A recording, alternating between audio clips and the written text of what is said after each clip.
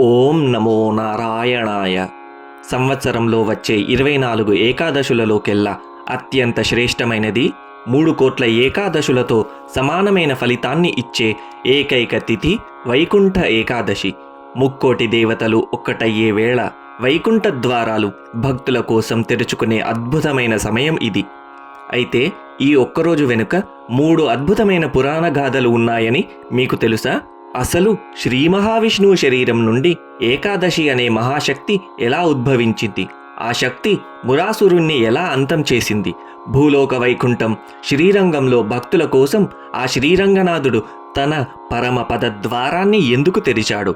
ఉత్తర ద్వార దర్శనం వెనుక ఉన్న అసలు రహస్యం ఏమిటి?